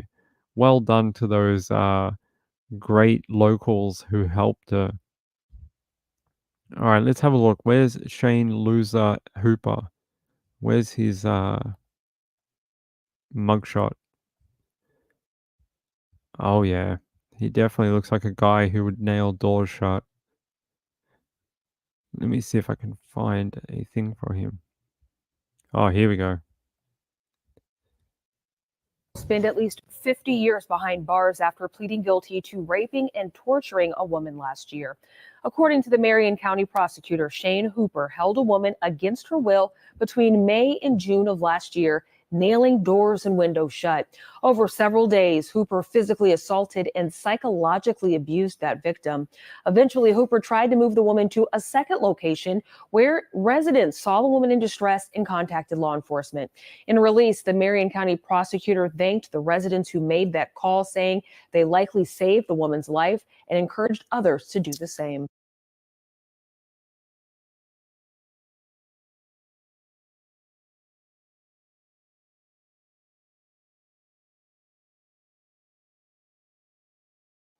It's okay, Biden. Don't threaten us. Don't tell us the specials at McDonald's. It's okay. We're talking true crime here. We don't need you here today. It's okay. We don't do political stuff here, Mr. Biden. Yeah, what a great community that saved her life. Like they said, they literally saved her life. Go Sports. Is that from Big Bang Theory, where Leonard writes Go Sports on his stomach to impress Penny? Yeah, that's pretty funny. Let's see. Rachel. Rachel says, grew up outside of SF. My grandparents' family lived in the city, spent lots of time there and at ball fields. So go the Giants, who the Giants suck, unfortunately. They're not a good team. The best team to go for, the Niners. They're the ones that could win a championship. The Golden State Warriors are never going to win another championship now that they basically demolished their team. And now with the second curtain on the new EBA or whatever it is, they'll never win a super team championship ever again.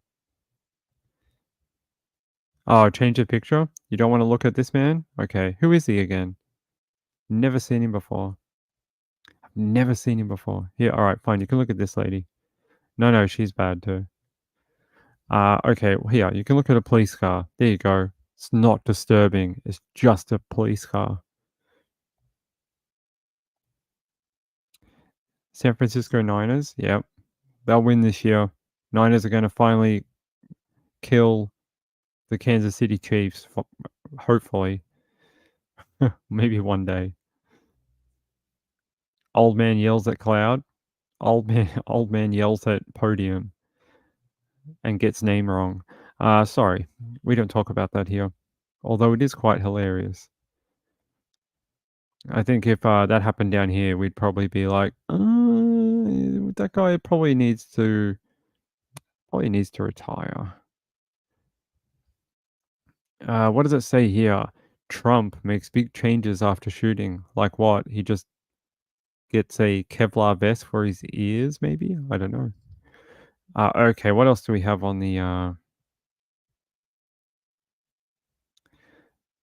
What do we have here? Okay. I think we're just about done. I think I'm just about finished. I don't have too many more. Oh, wait. Yes, I do. Hold on. One moment.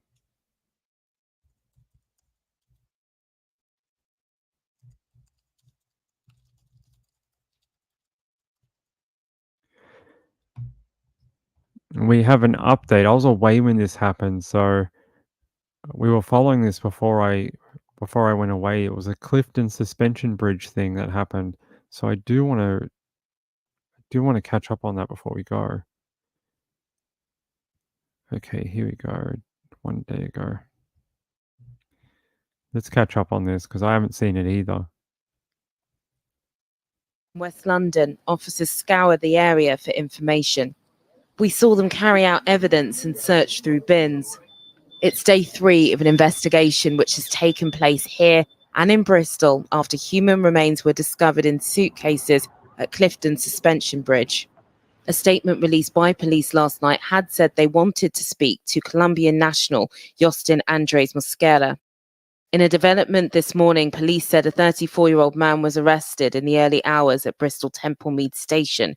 Police are not looking for anyone else.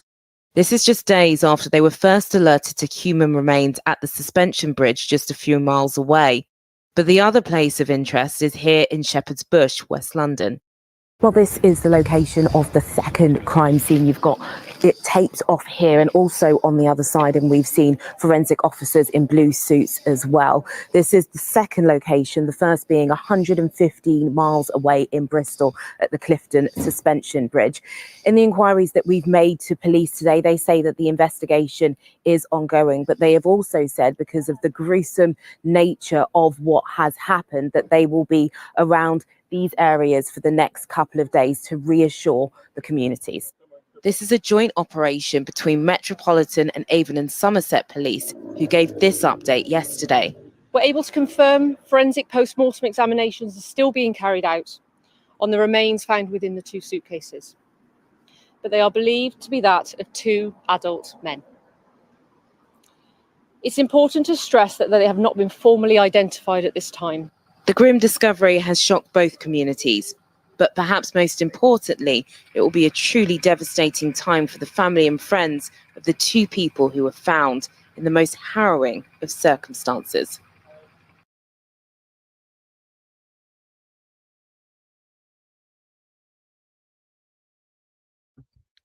There we go. So, very odd case. Wish that was your hair.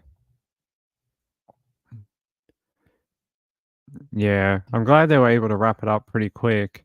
Seems like they were able to. It was like only a couple of days, and they were able to get it done. Remains of two men. Yep, and then they found some more remains at that other property. Let's have a look. Let's go to Sky News UK.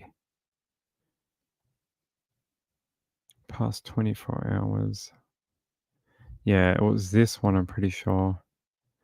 So they said a man has been arrested on suspicion of murder following the discovery of human remains in the suitcases at Clifton Suspension Bridge in Bristol. The 34-year-old was detained by Avon and Somerset armed officers at Temple Meads Station in Bristol. So they got him, and then they were at this property looking for more human remains. Did he just leave them hanging around outside? And what's this weird thing at the front here? It looks like a moat. Does he have like a moat, and when you come up to it, it lowers? Like, what is this? I can't even tell. If someone knows what this structure is here, like what is this? Or have they lifted something up? I can't quite figure it out. If someone knows what that is in front of this front door, what these stone things are, and then this thing, let me know in the chat, because I have no idea. And then there's a door open here. Very odd. I can't figure it out. A ramp? A ramp, maybe.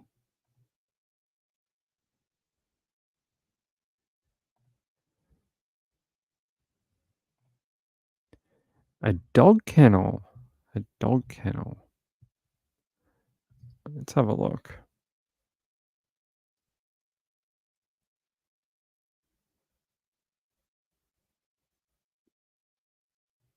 Oh, okay, I see. It's on like a weird angle. The way they've taken the photo makes this look like it's on the ground, but it's not. It's actually raised above. You can see here, her hip comes to like here. So it's raised off the ground at least a height or so from there. So it's not. I thought it was on the ground. I'm like, this is a weird thing to be on the bricks. Like, what the hell is this? And then you've got these kind of trees here that are sort of covering part of it. So it's some sort of weird structure of some sort. At least I think so. But yeah, you can tell here there's a height. It goes up to this lady's belt. Sorry, policewoman. Goes up here, and you can see the forensic teams here. It goes up kind of high. It's just a weird angle, I think. Right. Yeah, it's a bit of an optical illusion. Oh, and it's a. Oh, I see. They've stretched the image. Good work. Green fluid leaking from air vents in Miami. Why does that sound familiar? That sounds so familiar, Penguin. Did that story come out yesterday? Protection from the weather for forensics, maybe. Like a wind guard. I get you. That bush is stretched. That what are you trying to insinuate? We don't do that on this channel. We don't talk about bushes that are stretched on here. It's not OnlyFans. Let's have a look. Miami.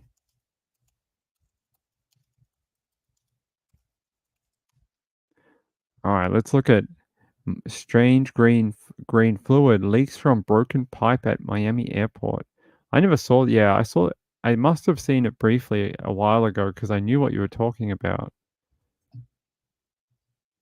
But let's have a look.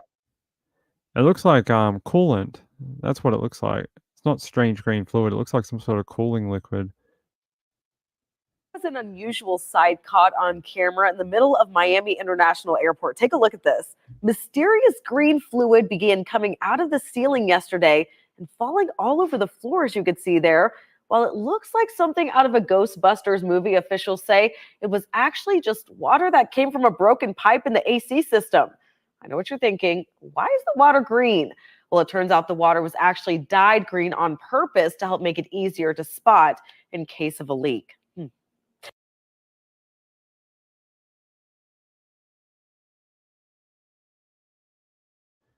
That sounds about right. That is a really common thing that people do, especially in industry.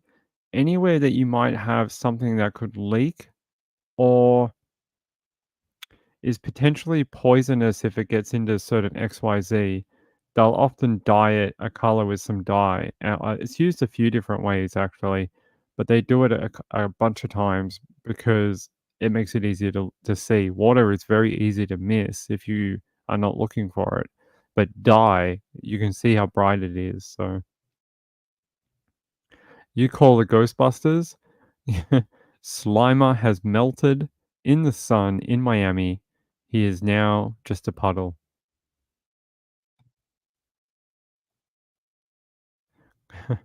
Who you gonna call? Air conditioning guy. It's a show about guys who bust air conditioners. Yeah. I don't know. I don't know if we're gonna hear you out about the bush thing. I don't know. Might have to do that as like an after dark episode if you want to talk about that. All right. Let's see. Do I have anything else before we go? I don't think so. But I do have a whole bunch of photos coming for you. I'm just waiting on permission to say that we can show them. They still got this stupid rule about social media. It was like one of the first things we were told when we got to the wedding was there was 3 rules. What was the rules? Something like smile or something. It was like, clap for them or whatever. And then the other one was no social media of the wedding. I'm like, who do you think you are? Brad Pitt and Angelina Jolie? Like, you ain't getting no like social media like buzz from this. New idea ain't gonna steal your photos. But I get it. They just want to be the first ones to share it with their wider family and friends, I guess. And it is their day. They paid for it, so it's their and it was their photographer that did all the photos. So we're just waiting on it.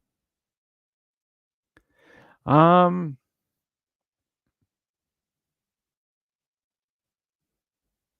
don't know if we did any of just us, but we had a professional photographer there and we sort of did photos.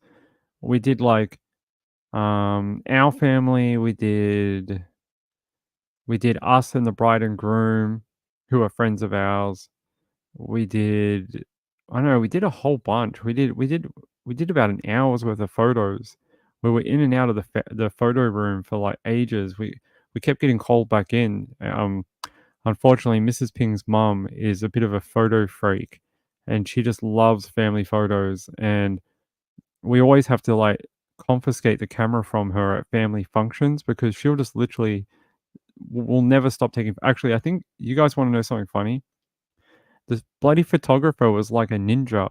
Every time I'd go to, like, grab a piece of my food and eat it, the photographer was, like, shoving a camera in our table, and I'm like, "Bro, we're eating here, like, I understand you wanna take photos of people having a good time, but, like, no one wants to get caught, like, eating a giant piece of chicken, like, come on, man."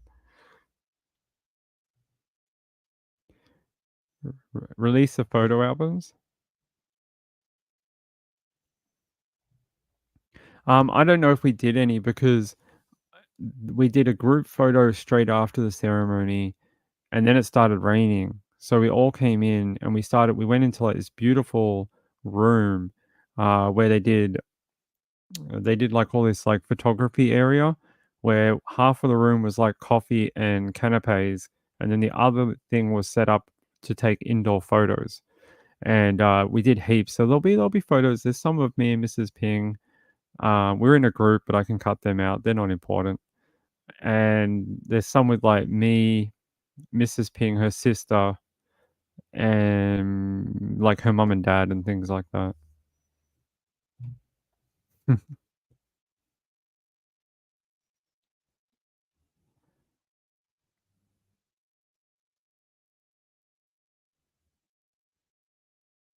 Oh, I had it down.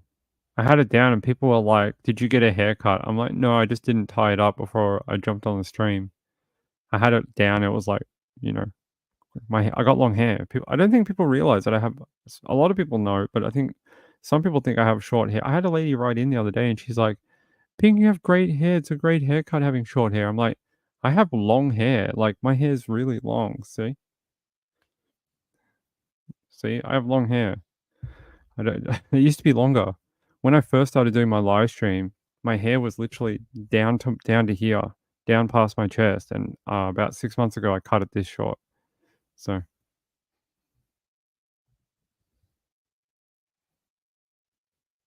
I don't think anyone was doing that. They're just really elegant kind of I don't think anyone doing duck lips. It was really elegant. Everyone was really dressed up. It was just almost like like family portraits, that's that kind of thing. The photographer was great, he was a nice guy, although he liked to stick his camera where it wasn't welcome, but I cut well, it's this long now. It used to be about double this. It was down here, and then it was getting unmanageable, and I went to the hairdresser, and I was like, "Just cut it off." I was like, "I don't need it that long," and it looks terrible, and my ponytail literally goes all the way down my back, and I was like, "No, I don't want that anymore," and it was getting really long underneath, so now I just shave it underneath and then tie it up. So it's all shaved under here. So all under there and around the sides, it's all shaved. There's no hair under here. It's all short.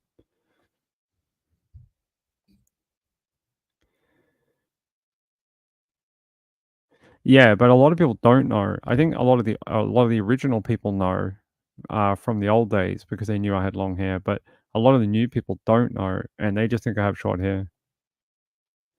Yeah, undercut gang. Yeah. Yep.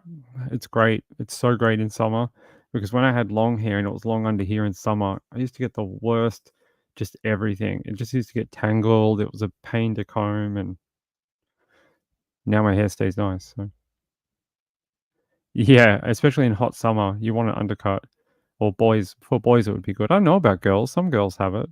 Looks pretty cool. I like the girls who shave it and then have like the different color underneath. It looks pretty dope.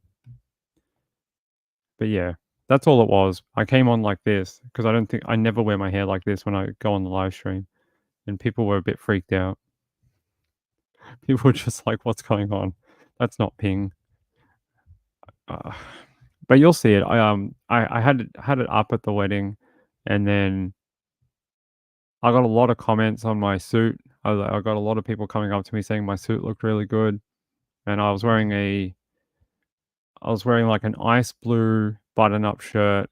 I had a navy jacket, and I had like real almost navy but almost dark gray chinos on, and I had a brown belt, brown boots, and a lot of people said I looked very nice. So it's nice to get some compliments. I dressed myself. I chose most of it myself, which is pretty good. Mrs. Ping's like, "What did you buy?" And I'm like, "I don't know, pants, a jacket, stuff." So pretty cool. Yeah, we had a lot of fun. The hotel was beautiful, although they were jerks. They were they were like, "You can't vape in the room," and I'm like, "Yeah, I know that." And then they're like, "You can't vape on the balcony." I'm like, "What do you mean you can't vape on the balcony?" And they're like, "Yeah, you can't vape on the balcony. You have to come down from the hotel, come down 3 flights of, 3 levels, go out the front, and then go around the corner." I'm like, "I ain't doing that at 2 AM in the morning when I'm half asleep. I'm not going out and then forgetting my key card to get back in." I just did it on the balcony and hid from reception. Yeah, they were jerks. It was a beautiful hotel. Room was beautiful. We had a king bed, and um, I think it had only been built like a couple of years ago, so it's still really new. And yeah, a beautiful hotel. It was only about 2 minutes away from the wedding venue. But we had a great night. Actually, if you want to know what my favorite part of the wedding was, it wasn't like the reception or anything like that, or like the vows, which were very cute. It was near the end of the night, they started playing a lot of music and asking people to dance and stuff like that. And the last part of the dancing and the music, he started playing like all the classic kind of like disco, not disco, but party songs like, Tina Turner, Nutbush, and the Macarena and stuff. And seeing the little girls dancing with their mums was probably the sweetest part of the night. They were adorable. And you saw all these like 30-year-old ladies, 30 to 40-year-old ladies with their little girls, and they were teaching them how to dance. And it was the sweetest moment of the entire night. And they were so, so cute. They're all dressed up in their pretty dresses. And yeah, so I'm, when I've got my shoes and that on, I'm almost 6'2". So yes, I'm very tall and I'm quite thin. So yeah, I'm pretty easy to buy for. As long as I know which size I am, it's pretty easy. Although wedding clothes is a bit different. You have to buy a size down for the shirt and that, because it can't be bulky like a hoodie. So that's it. Yeah, I think we're almost done. Yeah, it's been raining here for like all weekend. It started raining in the afternoon at the wedding and it hasn't stopped. It's still raining right now out that window. Sherry says it's poured here in Indiana this afternoon, then it got extremely humid. My glasses kept fogging up. It is just cold and raining here. It is about 5 degrees here and it's freezing.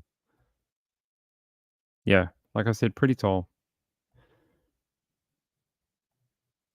You're only 5'2". Mrs. Ping's 5'4", 5'4", I think. She's 5'4". So she's not that much taller than you. You need rain. I know. You can have some of ours. It's just pissing down. All right, my ladies and gentlemen, I love you all. I actually like just hanging out and talking, but I don't think anyone else finds it interesting but me. So I hope to have those photos very soon. I have some photos of the flowers out the front of the house for that teacher too. I have to upload them. They'll send to me from the friggin' courier to my phone, not to my computer like I asked them to. So I have to get them onto the computer, get them uploaded so I can show you. In America, there's quite a lot, yeah. So yeah, we did get flowers sent to that teacher. I don't know what happened to them actually.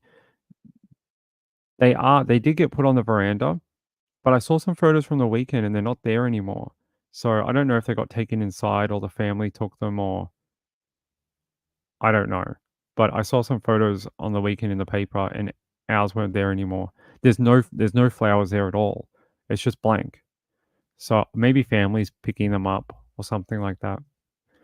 That could be what's going on. And it was raining all weekend too.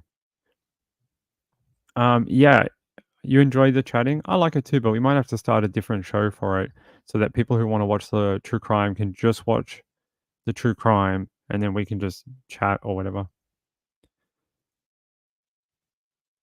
Yeah, I think sometimes having a funny thing happen is good because we talk about so many bad crimes, like people really getting hurt, people's lives being destroyed. If you can't have a fun moment, then it's worse. No, I don't think they were stolen. I think it was probably more like family has been cleaning them up because apparently uh, the real estate has taken possession of that property again, or whoever owns it has taken possession of the property. The police have released it back to them, and she doesn't live there anymore. She's deceased. So I think it's been put back into someone else's name. We were probably about a week late. I think we might have been about a week late.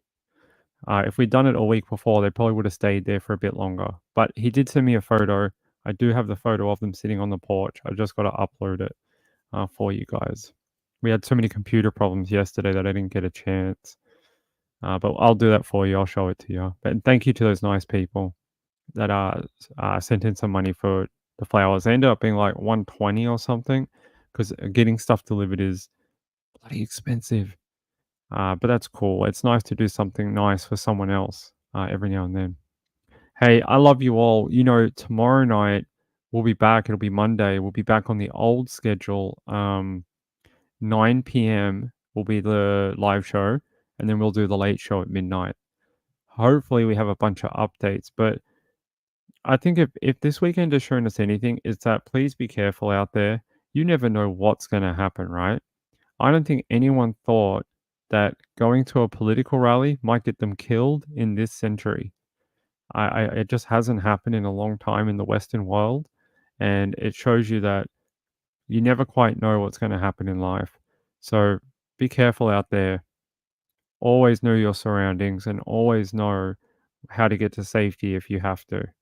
Even if it seems like something stupid, like you're going to a concert, always know where the exits are. Always know how to get out, and be safe out there. Don't become, a statistic. It's on your bingo card. All right. I love you all. Oh, hold on. Let me check something before we go.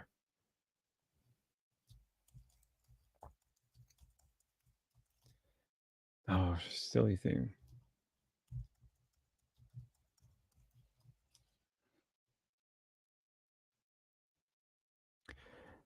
Hey, my friends and gentlemen, we're going to head out. I will be back tomorrow. 27 degrees, humidity. Get inside, gambler. Go into the aircon. That'd be better. We'll be back tomorrow. There is some downtime coming because I've got all the parts I need to redo this desk. Like I said, we're going to put this monitor on a clamp, and we've got the camera moving to a different location, so we can run it with a higher quality and from a different angle, so you guys will be able to see me better and closer. We're doing that soon. I just need to find time.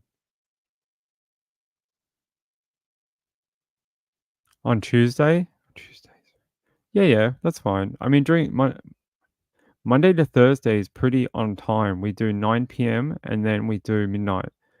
The Friday, Saturday are normally very random in the time. It can be as early as 9 p.m. or it can be as late as 2 a.m. in the morning. It just depends. Sunday nights are always at 10:30.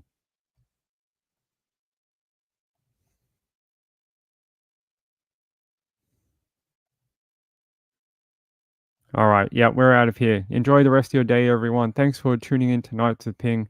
We'll be back tomorrow night. And yeah, we'll see what happens in DY. Maybe we're going to know more about how a body ended up just randomly in their car park at 7 a.m. in the morning. But I'll bring that to you tomorrow. Okay. Good night, everyone. Hope you had a great weekend. Happy birthday to Marjorie. Hope she's having a great weekend too. And anyone else out there, if it's your birthday, have a happy birthday and a great weekend. We'll see you tomorrow. Good night. Bye.